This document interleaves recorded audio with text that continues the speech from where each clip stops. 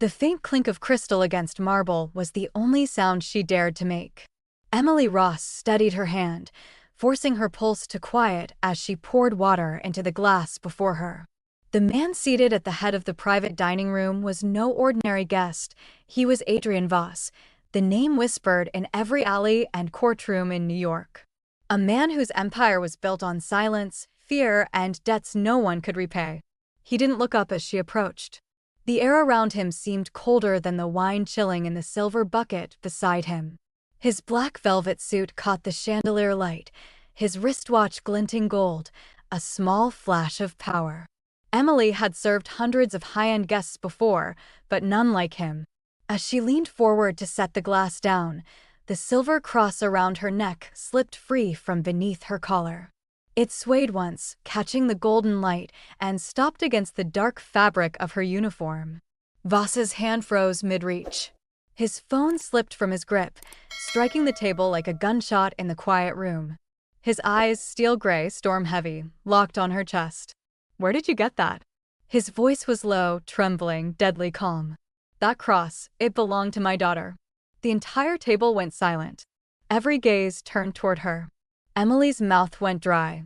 She opened it to speak, but the words died on her tongue. The Aramore Club was a universe away from Emily Ross's real life. By day, she ran from one side of the city to the other, art school dropout, part-time waitress, full-time survivor.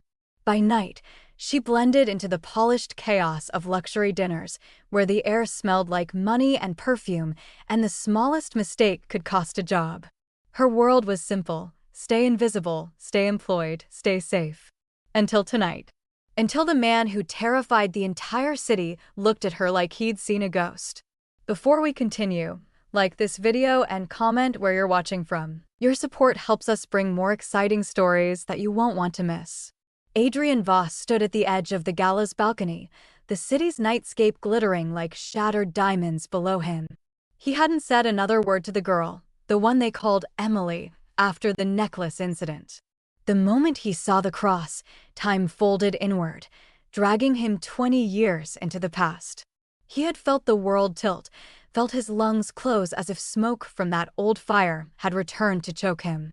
The staff had rushed her away, the room frozen in shock, but Adrian's mind was burning with one question: how? He left without fanfare, sliding out through the private elevator that bypassed the lobby entirely. His security detail, well-trained in silence, didn't ask questions as they followed him to the waiting car. Inside the armored Mercedes Maybach, he didn't speak. He stared out the window like the answer might be hiding in the passing lights. The cross still burned in his mind, every detail, every curve, and the way it had rested against her chest like it never belonged to anyone else.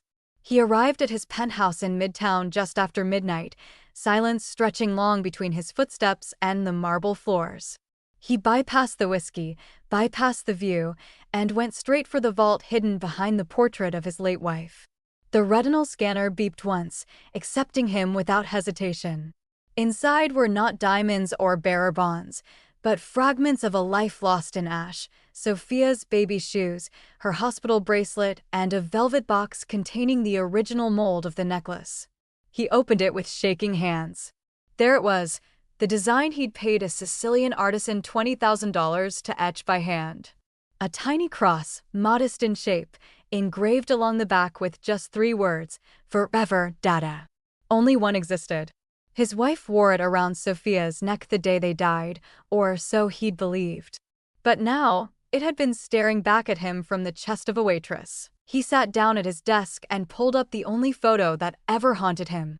Sofia, age 3, sitting on his lap, her fingers sticky with chocolate, the cross resting just below her collarbone. Her eyes, hazel with a glint of gold, stared directly into the camera. Emily Ross had those eyes. Not similar. Not like. The same. He flipped through file folders, pulling out what remained of the old investigation. Photos of the burned estate in Montauk. Police reports that stated no child remains recovered, but deemed her presumed dead due to the severity of the blaze. At the time, grief had made him compliant. He let others wrap it up, declare her gone, while he fell into violence like it could punish the universe into reversing itself. He never questioned it, until tonight. Across the city, Emily stood in front of her bathroom mirror, the necklace still pressed to her chest like it might dissolve. Her hands were shaking now that she was alone. She didn't know who that man was, only that the entire room had bent around his presence. When he touched the necklace, it felt like the air had been sucked from her lungs. She hadn't been able to breathe until she was back in the alley, sprinting toward the subway. Now she stared at herself like a stranger. Her dark uniform was wrinkled, her face pale. The cross glinted faintly under the lights, something she'd worn since she was 7. Her mother had said it was a token from the past, something to keep her safe. Nothing about tonight felt safe at all. Emily crossed the apartment to her nightstand, yanked open the bottom drawer, and dug into the old shoebox filled with what was left of her mother's things. A few expired IDs. A rosary. A faded photo of them at the beach, back when her mother was still smiling and alive. And a sealed envelope labeled in her mother's tidy cursive, "Do not open." She had found it after the funeral and never dared break the seal, until now. She peeled it open with trembling fingers. Inside were 2 items. A grainy photo of a man holding a toddler, her, unmistakably, and a second photograph of a burned-out house, date-stamped 20 years ago. She turned the photo of the man over. In the same handwriting, "He's dangerous, but he's your father." Emily dropped the photo like it burned. Across town, Adrian had already called Frank, his personal investigator, and the closest thing he had to a conscience. "I need a full profile on an Emily Ross," he said, voice graveled with exhaustion and adrenaline. "Find out where she lives, where she came from, everything. I want every hospital birth record from 1999 to 2002 flagged for the name Sofia Voss or Sophia Russo." Frank didn't ask questions, just said understood. Adrian leaned back, staring at the old mold again. "Forever, Dada." His hands shook, and he clenched them into fists. If there was even a 1% chance she was alive, then he had failed her twice. Once in letting them die, and now in not knowing she'd survived. Emily sat on her floor, legs folded beneath her, the cross gripped so tight the edges bit into her palm. Her mind played back the moment, the look in his eyes, the tremor in his voice. He wasn't acting. That man believed what he said. But it couldn't be true, could it? A knock jolted her upright. 2 short raps, followed by silence. She hesitated, peered through the peephole. No one. But on the floor, an envelope. She snatched it, locked the door, and stepped back. Inside was a single piece of paper. No return address. Just a typed message. "He thinks you're her. We need to talk before he finds out more. Rooftop. Tomorrow. 9 p.m. Come alone." She reread it 3 times. No name. No threat. Just certainty. "He thinks you're her." Her who? That night, Adrian didn't sleep. He sat in his chair, eyes open, staring at a looped security feed of the moment Emily leaned in and the necklace slid into view. He had the footage enhanced, slowed down frame by frame. The way she blinked, startled. The way she backed away. She didn't know. That much was clear. But someone gave her that necklace. Someone had lied to both of them. He reached into the vault and retrieved an older box. It was sealed with tape and labeled with a single word, Adriana. His late wife's sister. Or was she? Adrian had buried too many lies over the years to separate them now. Inside were letters, things his wife had written to someone and signed unsent. The most recent one was dated a week before the fire. It said, "They're watching us. If anything happens, promise me you'll protect Sofia. Promise me, Voss. Promise me." He had never read that letter before. It was buried in grief. Forgotten. Now it sang like a warning. Emily didn't go to work the next day. She called in sick and spent hours in the library, searching archived news stories. She found one, Montauk fire kills heiress, child missing. The house matched the second photo in the envelope.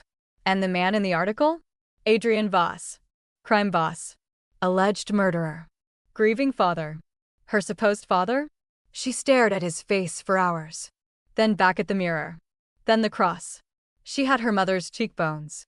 But the eyes were his. That night, Adrian dressed in black and stepped into the elevator of his private garage. The car was waiting, doors open, Frank in the driver's seat. "You're going out?" Frank asked. "Yes," Adrian said. "She's not just a ghost. She's mine." He didn't say Emily's name aloud. He didn't need to. At exactly 9 p.m., Emily stepped out onto the rooftop. The city lights buzzed around her, but her focus narrowed as a silhouette emerged from the far side. Not Adrian. A different man. Older. Nervous. He raised a hand. "You're Sofia," he said. "And your mother didn't die in that fire." She ran. Emily felt the ground tilt beneath her again. Emily didn't sleep that night. The rooftop meeting played over and over in her head, the man's face, his words, the look in his eyes when he said her mother ran. She had expected threats, maybe even bribes. Not confirmation. Not quiet, desperate truth. He hadn't stayed long. Said he used to work with Adriana back when she was someone else, someone dangerous. He claimed Adriana had faked everything, her name, her life, even Emily's birth records. "To keep you safe," he repeated, as if that was enough. Then he handed her a slip of paper with a name, Samuel Gerard, Queens County Clerk's Archive, Box 82B. The moment she got home, Emily went digging. She dragged the battered lockbox from under her bed, the one that held all her mother's old documents, things she hadn't touched since the funeral.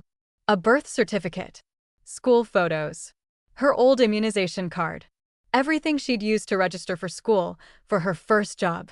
Everything that now felt like fiction. Her hands trembled as she pulled the birth certificate free. Sofia V. Voss, born February 11, 2001, Lancaster County, Pennsylvania. Except, there was no hospital name listed. No doctor's signature. The corner where the official seal should have been looked faded, like someone had deliberately scrubbed it clean. Emily turned the paper over. Nothing. Just a blank backing and a gut-deep chill. She spread the rest of the contents across her bedroom floor. Old report cards, all signed by A. Ross, no emergency contacts listed. A childhood drawing with Mommy and Me scrawled in uneven crayon. Her first school ID, issued at age 5, not kindergarten, not pre-K. She'd skipped those. The past, it seemed, began only when her mother allowed it to. Emily sat back, her eyes burning with more than just exhaustion. She had no father on paper, no hospital, no birth story, no relatives, no anchor. It was like she'd been dropped into the world already 5 years old, ready to color pictures and eat applesauce. The memory of her mother, pale and whispering through cancer-soaked sheets, surfaced again. "There are things I did to keep you safe." She understood now that those words weren't poetic. They were confession. Adriana Russo, her real name, if the man was telling the truth, had erased everything before their lives began in Queens. It was protection, yes, but it was also theft. Emily had never questioned what was missing because she hadn't known she could. The next day, she called out of work again. No one questioned it. She was still just the girl from the Voss event, and everyone was too scared to speak her name. She took the subway out to Queens, following the address from the note. The county clerk's archive was a squat brick building that smelled like paper dust and time. Inside, a bored attendant handed her a box without asking for ID. Inside box 82B were loose documents, yellowing with age, property transfers, legal name changes, birth record microfilms. Emily combed through each one until a familiar name jumped out, Adriana Russo. In 2001, she'd filed paperwork for a corrected birth record on behalf of a child named Sofia Valentina Russo, mother listed as Adriana. Father, unknown. The address listed was a Queens P.O. box. The application was never processed, marked abandoned in red ink. Emily stared at it until the words blurred. Sofia Valentina. Her stomach turned. That name had never appeared in her life before, not once. And yet it fit her like an echo. She copied the document and tucked it into her coat. The train ride home was a fog. She barely heard the announcements, barely noticed the figure watching her from across the platform. A man in a dark pea coat and sunglasses, pretending to read a newspaper that trembled slightly in his hands. By the time she exited at her stop, he was gone. But she felt it again, the weight of eyes.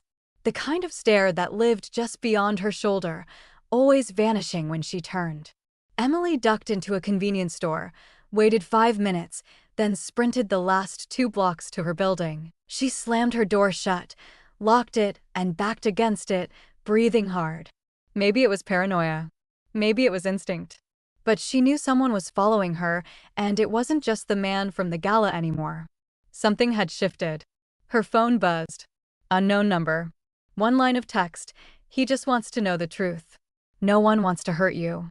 Not yet. She dropped the phone like it had bitten her. Not yet. The phrase echoed like a scream in her head. She picked it up and deleted the message, but the imprint was already burned into her spine. Emily spent the next few hours spiraling through digital archives. News reports from the early 2000s. Articles tagged Montauk fire, Adrian Voss daughter, heiress presumed dead. One photo stopped her cold, a newspaper clipping showing Adrian Voss holding a toddler. The same toddler from the photo in her envelope. The same necklace around her neck. The same eyes. She looked in the mirror again. This time, she didn't flinch. She tilted her head, letting the light catch the chain. Could a piece of silver really decide a person's entire life? Could it really mean that she had a father, and that he was a man who bled empires into being? She didn't want it to be true. Didn't want to be Sofia Valentina Russo, the daughter of a Mafia king who buried men in gold and concrete. But not wanting didn't change facts. Not when the world was suddenly crawling out of the past to claim her. Later that evening, someone knocked on her door. Not the mailbox slot rattle of delivery, a knock. Sharp. Heavy. 3 beats. Then silence. Emily hesitated. Pressed her ear to the wood. "Who is it?" she called. A voice answered, low, male, unfamiliar. "I'm not here to hurt you. Mr. Voss just wants to talk. He just wants to know if it's really you." Emily didn't open the door. "I don't know who he thinks I am." The voice was calm. "Then let him find out." The footsteps faded. But the pressure didn't. Her entire world had been wrapped in a question mark now. Was she Emily Ross, waitress, orphan, survivor? Or Sofia Russo, lost daughter, Mafia legacy, target? She no longer knew. If you found a document suggesting your entire identity was fabricated, would you chase the truth or protect the life you've always known? Leave your thoughts in the comments. Would you want to know? Or would you walk away? If you're hooked on this mystery and need to know what Emily does next, make sure to subscribe and follow along. The truth is only getting deeper. The night of the fire still haunted Adrian Voss in ways that even time couldn't mute. It returned to him in pieces, a scream cut short, the sudden bloom of orange in a dark sky, the smell of gasoline fighting the sea air. He had been in the guest house, finishing a call that would later seem irrelevant, when the main estate went up like it had been waiting for a spark.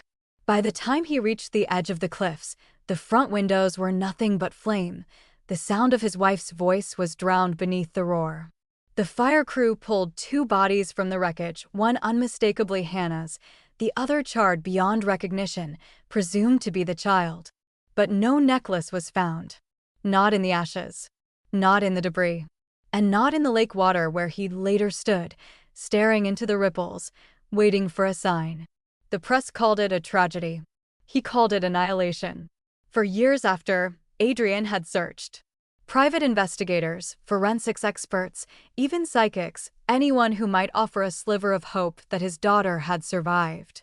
7 years he spent chasing whispers across continents. Each time it ended the same way, someone trying to sell him a lie. But now a waitress with his daughter's necklace had cracked that numb silence open again. In his study, Adrian stood before the sealed case of personal artifacts he hadn't touched in over a decade. The velvet box sat at the bottom like a confession, Sofia's baby bracelet, the footprint card from the hospital, and a wrinkled snapshot from her 2nd birthday. He ran a hand over the photo's surface, tracing her laugh, wide-mouthed, sticky with cake, eyes full of mischief. It had been her mother's idea to have the necklace made. A simple silver cross, small enough for a toddler's neck, engraved with the words "Forever, Dada." He'd buried it in his grief when he buried her. Until Emily Ross wore it back into his world.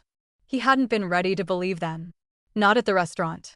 Not even when her eyes matched Sofia's so perfectly it ached. But belief didn't care if you were ready, it just arrived, loud and undeniable. Meanwhile, in her cramped apartment, Emily pulled the shoebox from beneath her bed for the third time that week. There was one envelope she hadn't opened yet, the one taped to the bottom, sealed with brittle yellowed tape and no markings. Something about it made her fingers hesitate. Her mother had always been meticulous, yet this envelope looked rushed, like it had been stuffed and hidden in a panic. She peeled it open, slow as breath. Inside was a scorched photograph. The edges were curled and blackened, but the image in the center was miraculously clear. A man sat in a leather chair, holding a toddler. She had the same round cheeks, same wide-set eyes, and a silver cross glinting against her small chest. The name Sofia V. Russo was scrawled on the back in her mother's familiar hand. Emily blinked, but the photo didn't change. Her throat tightened. Sofia V. Russo. The name that had appeared on the falsified birth record at the clerk's office. And now, carved into memory on the back of a photograph buried in a shoebox she'd carried through 3 different apartments. She sank to the floor, heart pounding against her ribs. The girl in the photo wasn't just similar. She was her. Down to the way she curled her right hand when she smiled. There was no denying it anymore. Her mother hadn't been hiding from the past. She had been running from it, shielding her from a truth too dangerous to carry in the open. But why?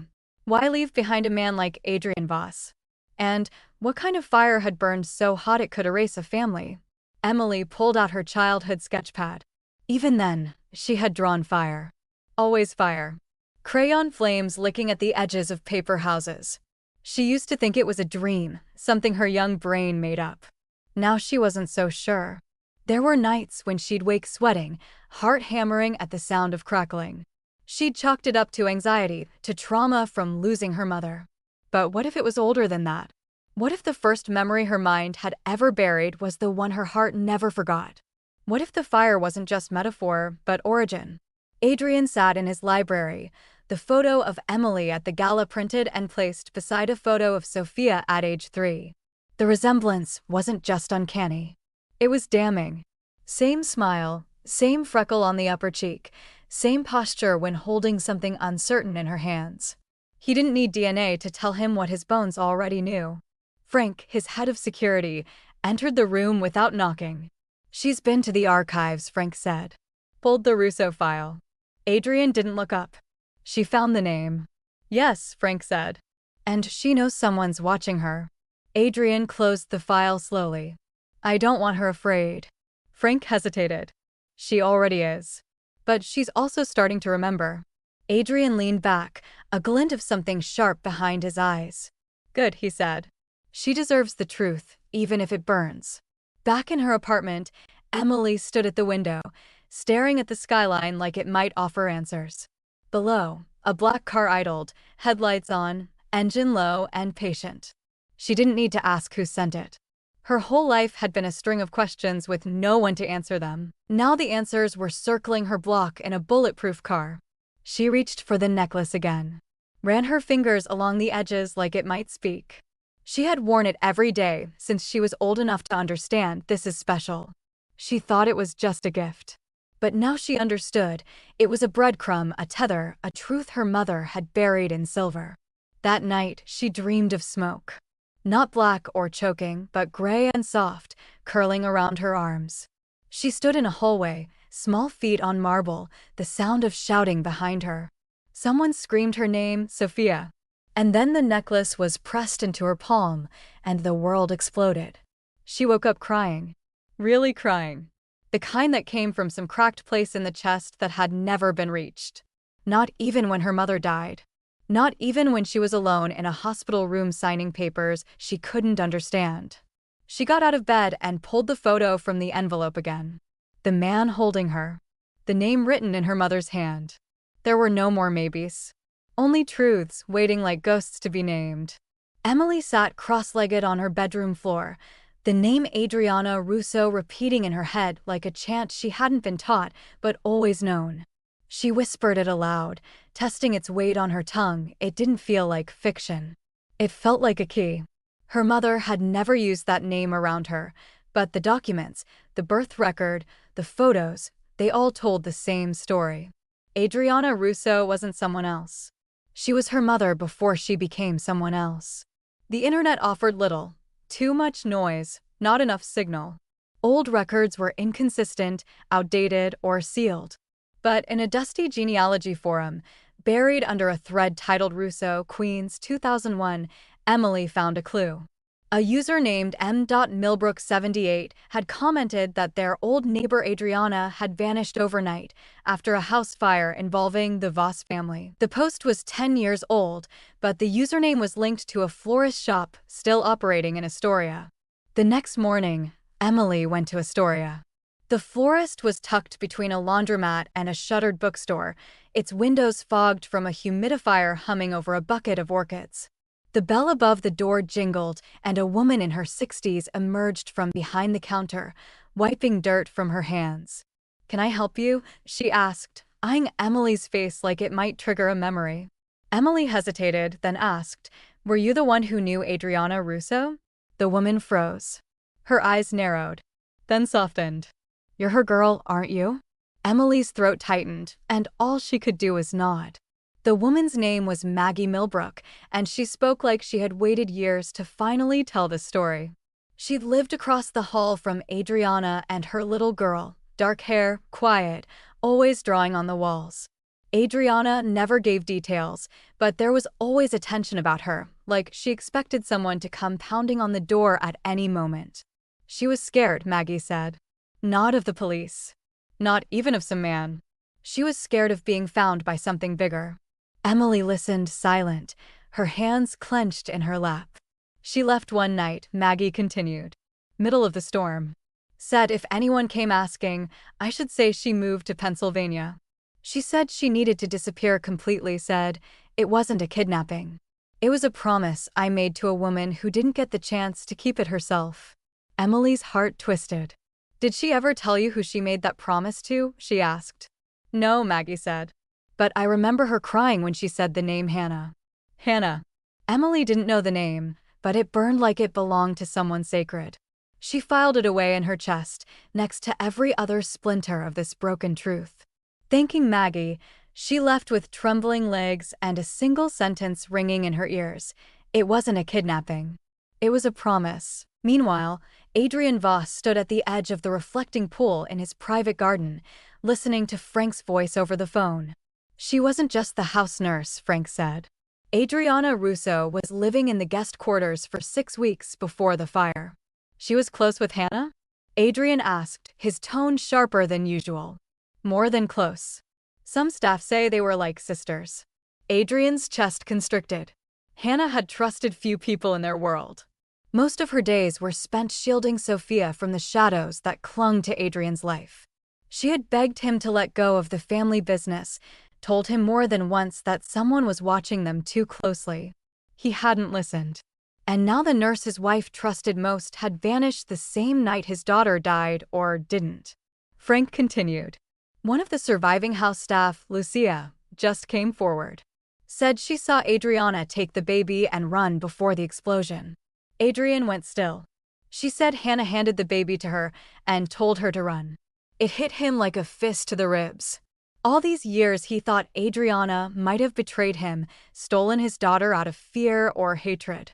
But if Hannah had given Sofia to her, then it wasn't an escape. It was a rescue. Adrian ended the call and stared at his reflection in the black water. He didn't see himself. He saw the man he used to be, too arrogant to listen to the woman he loved, too slow to stop what came next. And now, the daughter he thought was buried in ash had returned with her mother's memory burning through her veins. What haunted him most was that Hannah had trusted another with their child and never told him. Back in her apartment, Emily scoured the last drawer she hadn't touched. Inside, under old art supplies and ink-stained sketches, she found a journal wrapped in faded silk. No lock. No name. Just a blank first page. But the second page said this: "If I die, let her know I did what I had to do. I did it for love. For Hannah. For Sofia." Emily's hands shook as she turned the page. The entries were fragmented, scribbled in haste and emotion. Adriana spoke of watching Hannah deteriorate not in health, but in spirit. She knew someone was watching them, one page read. She begged Adrian to take them away. He wouldn't. She came to me. She trusted me. Emily could barely breathe as she read the next line. She said her sister would stop at nothing to destroy what Hannah had, even if it meant destroying the child too. The journal said the sister's name was Victoria. Emily had never heard of her, but the rage in Adriana's handwriting was palpable. She was jealous, the entry continued. Said it should have been her wearing the ring, living in that house, raising Sofia. She hated Hannah for being chosen. And then came the final entry. Scrawled messily. Dated the morning of the fire. Storm coming. Hannah terrified. Victoria insists they take the boat anyway. I'm packing a bag. I don't think we're coming back. The ink was smeared in places. But the last words were clear. She made me promise. Emily dropped the journal like it had burned her. Everything was there. The fire. The betrayal. The woman her mother had been. And the woman she had trusted enough to run into the dark for. That night, Adrian sat in his penthouse, turning over a single thought. Who else knew? If Hannah had told Adriana, had she told anyone else? Had Victoria? He reached for the bottle of scotch he kept hidden in his desk, untouched since the night of the funeral. The liquid burned going down, but not as much as the memory did. His daughter was alive. And the woman he loved had trusted someone else with her life. That didn't feel like betrayal. It felt like justice. And maybe, for the first time in 20 years, he could finally begin to forgive the past. If your mother's last act was to protect a secret, would you honor it or uncover it? Let us know in the comments. And if you're ready to follow Emily into the truth her mother died to protect, don't forget to subscribe. The answers are finally rising from the ashes. The storm outside Adrian's penthouse rolled across the skyline like an omen. Lightning flared, and in that brief light, Carmine stood near the window, his posture rigid, his eyes wary. He had served Adrian for more than 20 years, through blood, betrayal, and empire, but tonight, something in his face was different. It wasn't defiance. It was fear. You're pushing too far, Carmine said quietly, watching the city pulse below them. Digging up ghosts like this, it doesn't end clean. It never does. Adrian poured 2 glasses of whiskey but handed over only one. She's not a ghost, he replied. She's my daughter. Carmine's jaw tightened, the unspoken tension thick as smoke. I told you, we burned that life down for a reason. Adrian turned, eyes like sharpened glass. What reason could justify letting me think my child was dead? Carmine didn't answer right away. He traced the rim of his glass like he was circling the truth. Then he said it soft, deliberate. To keep her alive. Adrian froze. What are you talking about? Carmine sighed, age pressing into his shoulders. The Belantis found out Hannah had a daughter. They wanted leverage, a way to break you, to bleed your loyalty out in public. His voice lowered. They were planning to take Sofia. The air left the room. Adrian's hand tightened around his glass until it cracked. You're telling me a rival family plotted to kidnap my child and you didn't come to me? Carmine looked up, unflinching. I came to Hannah instead. She already knew. The silence that followed felt heavier than truth. She begged me to help Adriana run, Carmine said. Told me she didn't trust anyone else in your circle. Said if you found out, you'd never let the girl go. Adrian felt the words like a blade, slicing straight through decades of control. He wanted to deny it, to reject the image of Hannah fearing his world. But deep down, he knew she had been right to fear it. You staged the fire, Adrian whispered, realization setting in. Carmine nodded once. I rigged the explosion in the generator room. Enough to destroy evidence, not lives. Adriana took the baby and ran before the flames reached the east wing. He exhaled. It was the only way she'd disappear for good. Adrian's hand shook as he ran it through his hair. He had spent years avenging something that wasn't even murder, just misdirection. A lie built to save the only thing that still mattered. You should have told me, he said, voice hoarse. I couldn't, Carmine replied. You were too far gone back then. They stared at each other, 2 men bound by the same tragedy but standing on opposite sides of it. Adrian was the man who lost everything. Carmine was the man who had chosen what to let him lose. It wasn't loyalty anymore, it was survival, and survival never came clean. "You did this for me?" Adrian asked. Carmine shook his head. "I did it for the girl. For Hannah. You'd have burned the world to keep her, and I couldn't let you burn her with it." Adrian turned away, chest rising and falling in quiet fury. Outside, thunder rolled again, echoing against the glass. "She's alive," he said finally. "Yes," Carmine replied. "But if the Belantis catch wind of that, she won't be for long." He set the empty glass down. "If you love her, don't parade her around like a prize." Adrian faced him again, eyes cold as the storm beyond. "I've spent 20 years building walls around ghosts, Carmine. I won't hide her now that she's real." Carmine met his gaze, unyielding. "Then you'll start a war you can't contain." He paused. "And this time, the blood won't be just business." Miles away, Emily walked through the drizzle, her hood drawn low as she headed home from a grocery run. The streetlights flickered, and every shadow felt sharper since she'd started digging into her mother's past. The name Belanti meant nothing to her, not yet, but the weight of it had already reached her without a name. She checked her phone, half expecting another message from the unknown number. Nothing.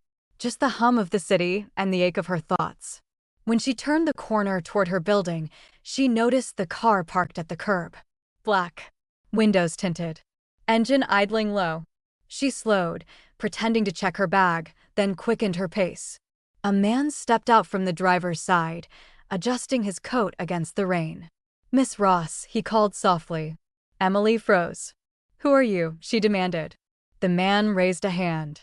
"I'm a friend of your father's." Her stomach twisted. She didn't even know which father he meant anymore. He took a step forward. "He just wants to," the words cut off in a rush of motion. Another figure appeared from the alley behind her, heavier, faster. A hand clamped over her mouth, dragging her backward into the shadows.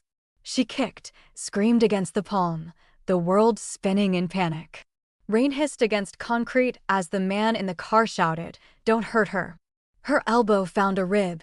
She twisted free for a second, stumbling toward the light. But another figure blocked her path, tall and silent. She saw a gun, the gleam of it under the streetlight. "Get in the car," the man ordered. Emily shook her head, breath shallow. No, before she could scream again, headlights flooded the street from the opposite direction. Tires screeched. Doors slammed. A black SUV barreled up, and the alley exploded with chaos. Two men in suits jumped out, guns drawn. "Drop it," one barked. The attackers scattered, one ran, one fired a shot that cracked through the night. Emily ducked instinctively as a bullet struck the wall inches from her face. A gloved hand grabbed her wrist, pulling her behind the SUV door for cover. "Emily," a voice snapped. "It's okay. You're safe." It was Frank, Adrian's security chief. She collapsed against the car, shaking uncontrollably as sirens began to rise in the distance. Frank glanced over at the retreating shadows and muttered into his earpiece, "Tell him they found her. And tell him it's already started." He turned to her, expression grim. "You need to come with me." "I'm not going anywhere," she gasped. "Who are they?" Frank's silence said enough. Back in the penthouse, Adrian listened to the report with white-knuckled stillness. Frank's voice on the phone was steady, but beneath it, Adrian could hear the echo of gunfire, the scream of tires. "She's fine," Frank said. Shaken, but alive. Adrian's heart clenched, relief and fury twisting together. "And the attackers?" he asked. "Belanti men," Frank said flatly. 3 of them. 2 escaped. One's in custody. Adrian's face darkened. Carmine's warning came rushing back like prophecy. If the Belantis discover the girl is alive, war will follow. And now the first shot had already been fired. He hung up and stood in silence for a long time. The rain outside had turned to sleet, streaking the windows like veins of silver. He thought about Hannah's last words, about promises made and broken. Then he thought about Sofia, his Sofia, running through the rain tonight, terrified of ghosts she didn't even understand yet. He picked up his phone again. "Get her here," he ordered. "No more hiding." Carmine stood quietly in the doorway. "You brought the storm," he said softly. Adrian didn't look at him. I didn't bring it, he replied. It never ended. Then, with a glance sharp as lightning, but this time, I'll decide who drowns. Emily woke with the taste of iron on her tongue and a stranger's silk sheets beneath her. For a moment, she didn't remember where she was. Then the scent of leather and cologne hit her, rich, expensive, familiar from the night everything changed. She sat up too quickly and winced as her ribs flared with pain. Across the room, a tall figure stepped into view. Adrian Voss. No velvet suit this time, just a black shirt, sleeves rolled, face drawn and still. His presence filled the space like a storm held at bay. You're safe, he said quietly. They won't touch you again. Emily's fingers curled into the blanket. Where am I? She whispered. My home. He didn't move closer. After the attack, Frank brought you here. You passed out in the car. She blinked at him, mind racing. You think I'm her, she said. You think I'm Sofia. Adrian didn't answer right away. He reached into a drawer beside the bookshelf and retrieved a photograph. My wife took this. On Sofia's second birthday. He handed it to her, his fingers brushing hers for a split second. Emily looked down. A toddler grinned at the camera, frosting smeared on her cheek, a silver cross glinting beneath her curls. Her curls. Her eyes. Her smile. It was like looking through time into herself. Her throat tightened. That necklace, yes, Adrian said. The only one ever made. He paused. Do you want proof? Emily nodded once. I don't know what to believe anymore. Adrian rose and pressed a button near the wall. A quiet chime echoed, and moments later, Frank entered carrying a slim black case. Inside, a DNA collection kit, already prepped. They worked in silence. A cheek swab. Sealed envelopes. Digital fingerprints. Adrian's hand never once shook. Emily, though, clenched the edge of the table like it might anchor her to reality. When it was done, Frank left without a word. Adrian sat again, slowly. I don't want to force this, he said. If you leave now, I won't stop you. Emily looked at him, stunned. You've had people following me for days. I was trying to protect you, he said. Even if I didn't know who you were yet. She stared at the floor, the storm in her chest refusing to settle. I don't remember a fire, she said softly, or a house or her. Just pieces. Smoke. Screaming. Adrian's face twisted with grief. Your mother, Adriana, saved you from something I should have protected you from. The silence stretched. I hated her, he admitted. For years, I thought she'd taken you from me. Emily swallowed hard. She didn't take me, she said.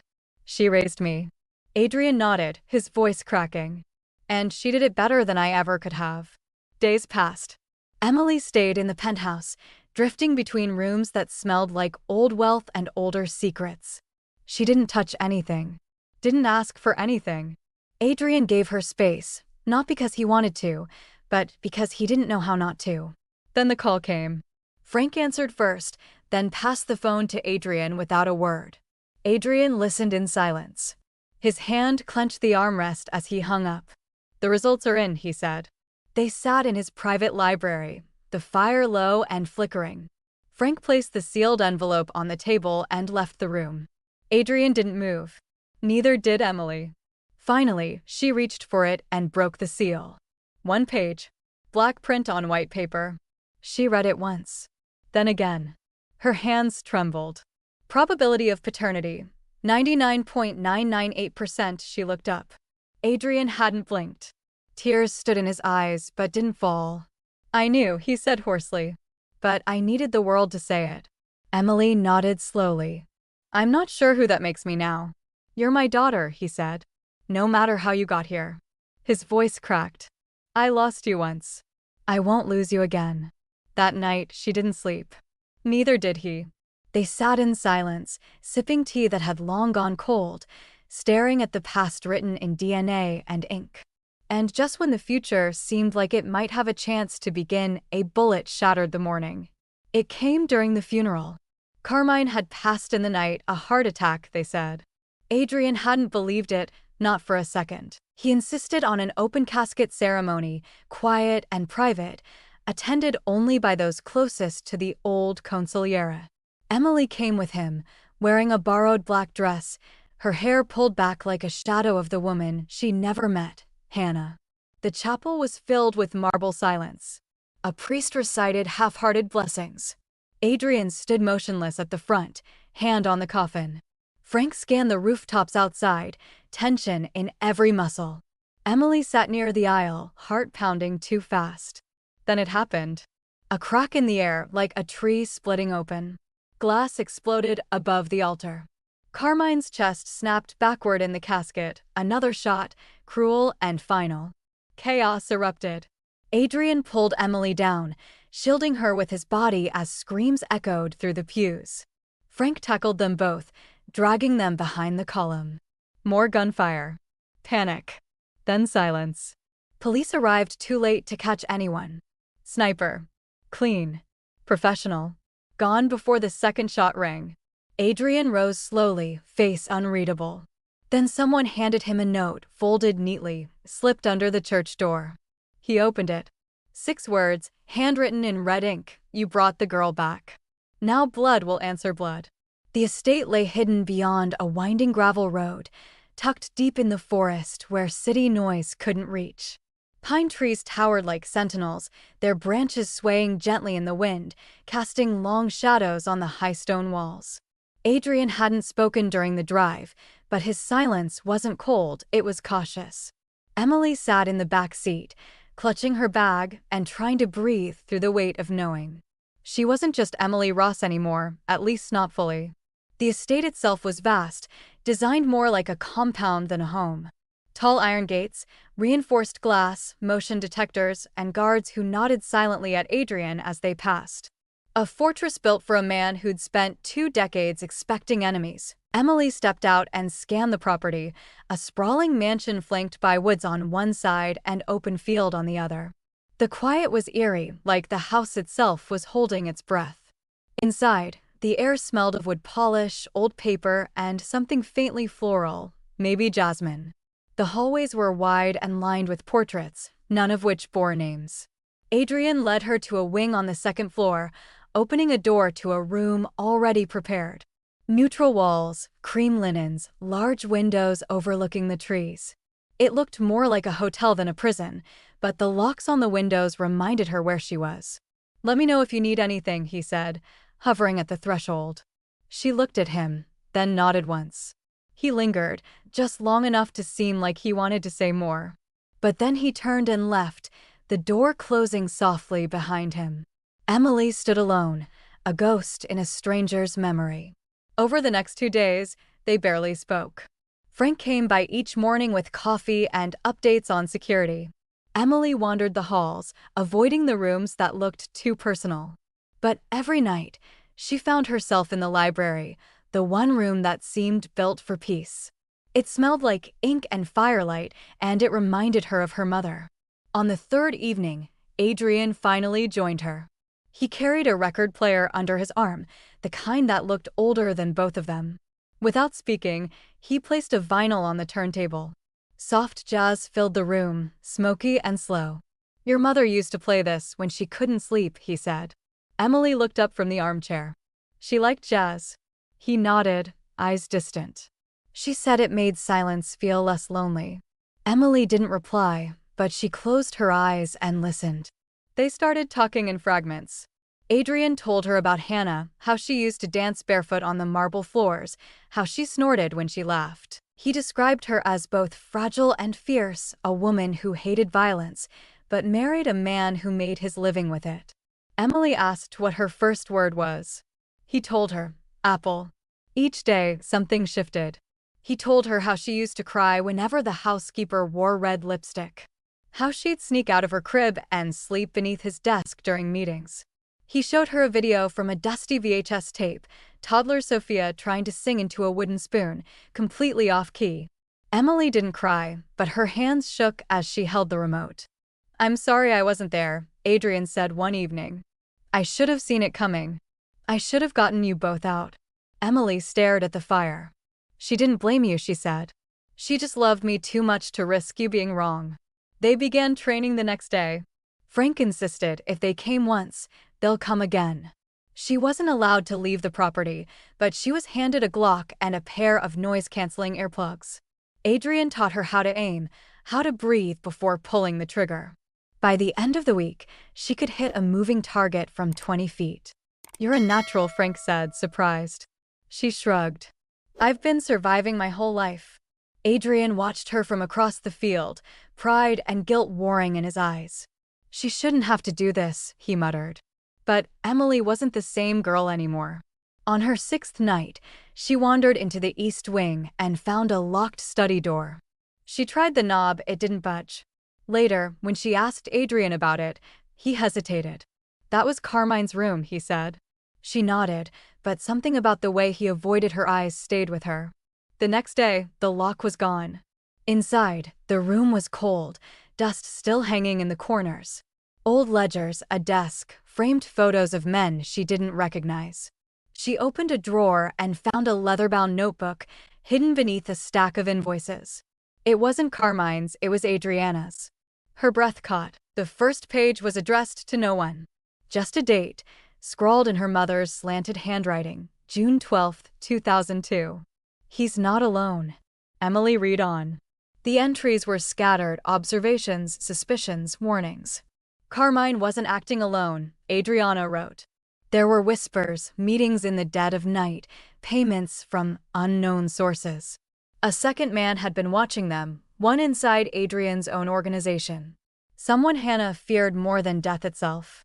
The last entry was smeared with ink. "If this journal is found, tell Adrian to look within, not without. The threat wears a familiar face." Emily closed the book with shaking hands. The warning wasn't dated near the fire. It was dated 2 days before Carmine helped her escape. She carried the journal to Adrian's office that evening. He sat behind his desk, reading old war reports like they still mattered. She set the journal down without speaking. He glanced at it, then up at her. Her expression said enough. He read the final entry 3 times, then slammed the book shut. "Someone else knew," he muttered. "Someone else wanted you gone." Emily stood silently across from him. "Do you know who it is?" she asked. Adrian looked at her, but the answer didn't come. Not yet. But it was written in the margins of memory now. And if the past had taught him anything, it was that the people closest to you held the sharpest knives. This time, he wouldn't wait to get stabbed. If someone close to your family was revealed to have betrayed you long ago, would you confront them? Or wait until you had proof? Let us know your thoughts in the comments. And if you're ready to find out who's still hiding inside Adrian's walls, hit subscribe. The enemy may already be inside the fortress. The air around the estate had grown too quiet. Adrian noticed it first, a shift in the way the guards moved, their glances too sharp, their responses too slow. He didn't say anything to Emily at dinner, but he watched the windows with the eyes of a man who knew danger when it circled close. The house was a fortress, yes, but fortresses didn't fall from the outside. They crumbled from within. Emily sat across from him, poking at roasted vegetables and trying not to ask about the journal again. She could see it in his posture, the tension, the way his hand hovered near his sidearm even in his own dining room. Frank was away, coordinating with outside security, leaving them with a skeleton crew of men Adrian had trusted for years. But trust was a fragile currency, and someone had already been laundering it for blood. Later that night, Emily wandered the hallways alone. She liked the quiet, the way the walls whispered things she wasn't supposed to know. But something felt off tonight, the shadows longer, the silence heavier. She turned a corner and saw movement at the edge of the east hallway, a figure slipping into Carmine's old office. Curious and uneasy, she followed. The door creaked open to reveal Lorenzo Mancini, one of Adrian's longest-standing lieutenants. He stood near the desk, flipping through documents, unaware she was watching. She stepped back quickly, heart pounding. Lorenzo was calm, polished, too polished. Adrian had called him the brain of the inner circle, but never the heart.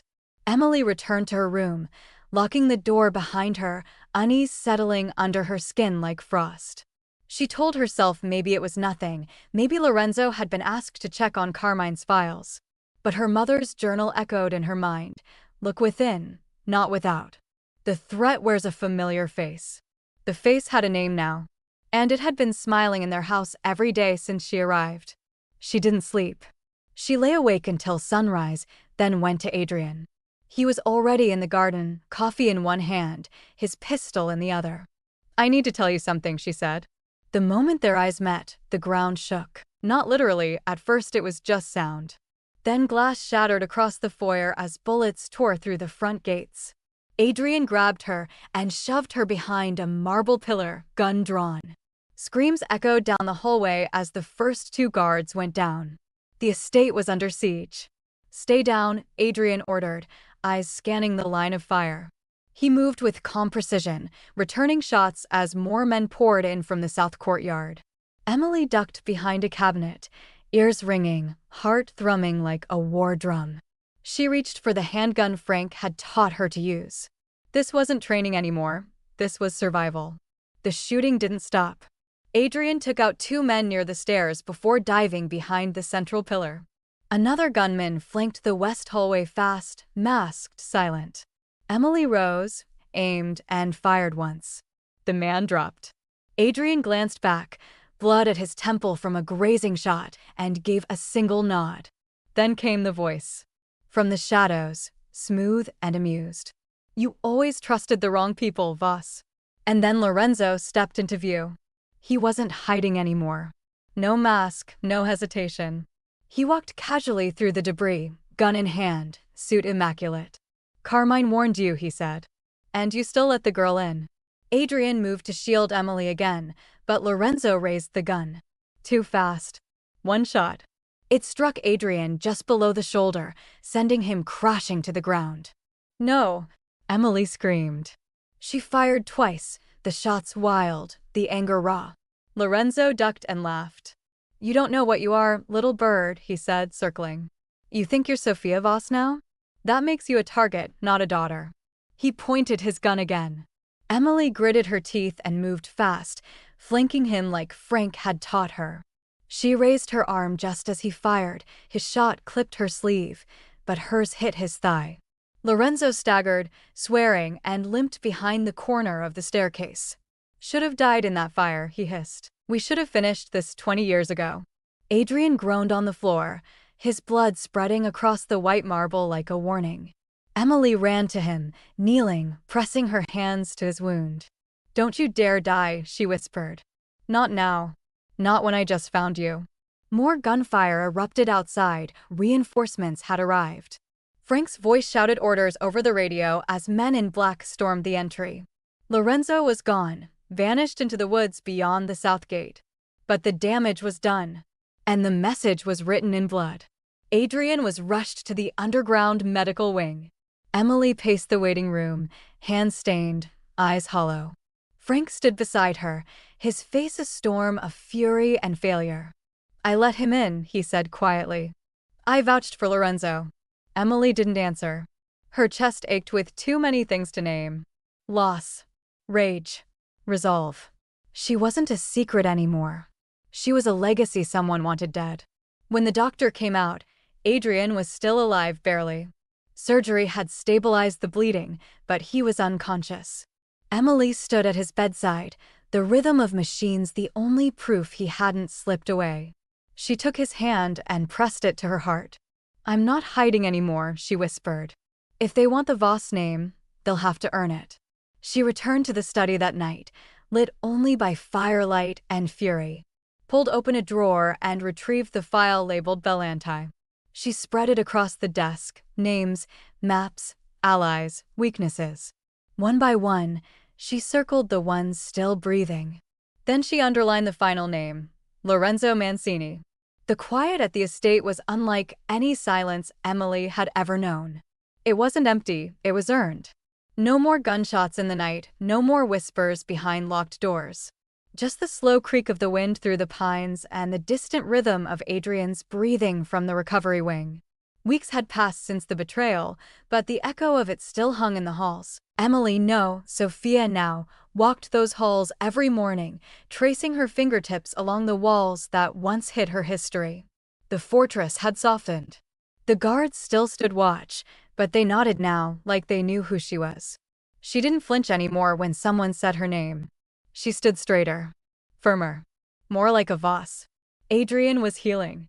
Slowly, painfully, stubbornly. The bullet had missed his lung by an inch, but it had broken more than bone. It had cracked open the part of him that believed love was weakness. Now, lying in bed with bandages wrapped around his side, he looked at her like she was his last and only truth. She visited him every day. Sometimes they talked about Hannah, about Adriana, about the things neither of them said when they had the chance. Sometimes they didn't speak at all. But her presence was constant, and that was what mattered. He said once, "You look just like her when you're angry," and she almost smiled. The war with the Belantis had ended in fire.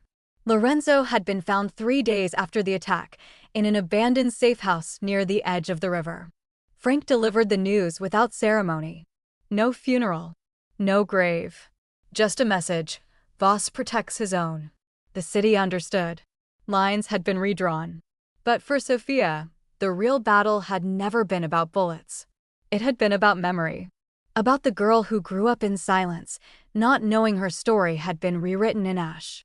About the woman who now stood in its place, holding both names like twin flames in her hands. Emily Ross had been a survival. Sofia Voss was the truth. One morning, she left the estate for the first time since the attack. She didn't tell Adrian where she was going, only that she'd be back before dark. She drove herself, windows down, wind whipping through her hair like she was peeling off old skin. The cemetery sat on a hill outside the city, small and quiet. She found her mother's grave beneath a dogwood tree, half-bloomed and trembling in the breeze. She knelt, fingers brushing the name carved into the stone, Adriana Russo. There were no flowers there, no offerings, just silence. Sofia pulled a small cross from her coat pocket, the same one she had worn since childhood, and laid it gently at the base. "I know now," she whispered. "You didn't steal me.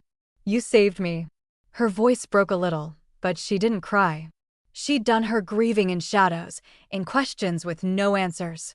Now she was only thankful. Thankful that her mother had run. Thankful that she had survived. She stayed there a while, telling Adriana everything. About the estate, the portrait, the journal. About Adrian, who he used to be, and who he was becoming. She told her how she still painted, how the walls of the guest wing were slowly filling with color. And how she'd found the old photo of Hannah smiling by the piano, a baby on her lap.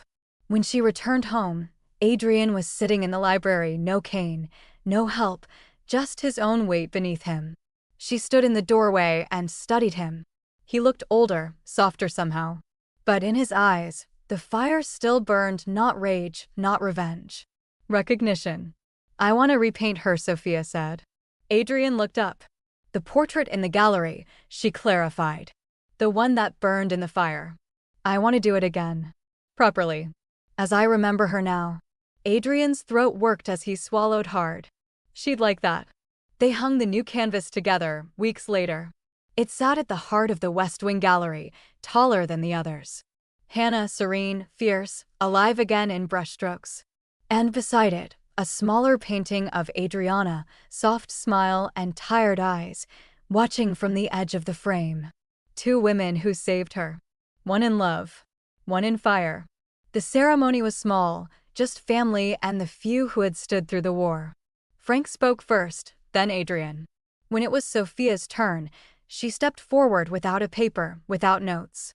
"I spent most of my life as someone else," she said. "But I'm not running anymore." She turned to Adrian. "This is my father," she said. "And for years, he searched for a ghost. But I'm not a ghost. I'm here now." She paused, breathing in deep. "My name was never Emily. It's Sofia Voss." There was a silence after her words, not of disbelief, but of acceptance. She saw it in their faces, the guards, the staff, Frank. And when Adrian stepped forward, placed his hand gently on her shoulder, and said, "This is my daughter," it was no longer a revelation. It was a declaration. A promise renewed. Later that night, they sat together under the stars, the fire pit crackling between them. Sofia held a sketch pad on her lap, lazily drawing constellations. Adrian watched her, a glass of brandy in hand, eyes soft. "You remind me of your mother," he said. "Which one?" she asked, smiling. He didn't answer. Didn't need to. Because the truth was both Hannah's spirit, Adriana's fire. Sofia carried them both now. And she would burn, not to destroy, but to illuminate everything that had once been lost. Thank you for listening to this story until the very end. There's another interesting one on your left screen that I think you'll really enjoy.